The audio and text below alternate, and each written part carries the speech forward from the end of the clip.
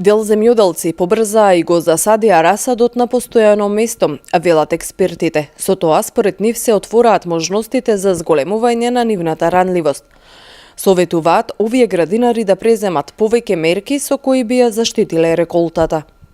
Во ова прилика би нагласил дека најубаво е, бидејќи времето е доста променливо, нормално зимски период, има најава и температури дека ќе дојдат и во утреските часови до минус 6 па и 10 степени Целзиусови под нулата, дента ќе се движат околу плюс 3 степени Целзиусови, значи температури што не се благопријатни и за ладнолюбивите растенија како што е зелката, па тука би им препорачал почите да се, значи, редовите кај што се движи да се влажни, затоа што испарување се ослободува дополнителна енергија, знаеме претворање на водата од една во друга агрегатна состојба се ослободува енергија, а односно топлина, и втора работа да ги покријат со агрофилц, она е специјално бело платно, да речеме тенко, кој што всуштост овозможува до разлика на температура дури до плюс 5 до 7 степени Целзиусови.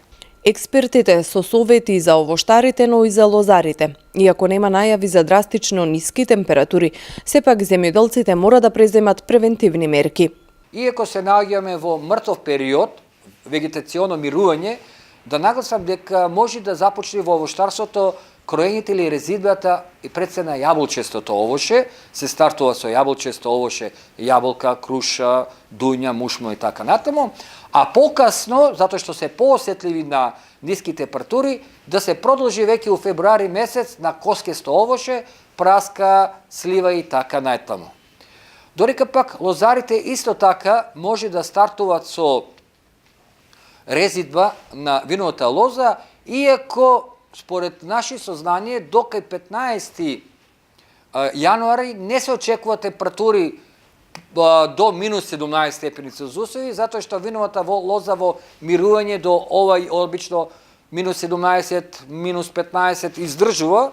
Рекоме, не се очекува, се надеваме дека нема да дојде. Климатските услови годинава ја задоцнија и есенската сеидба со житарици, што пак од друга страна ги зголеми трошоците на производителите.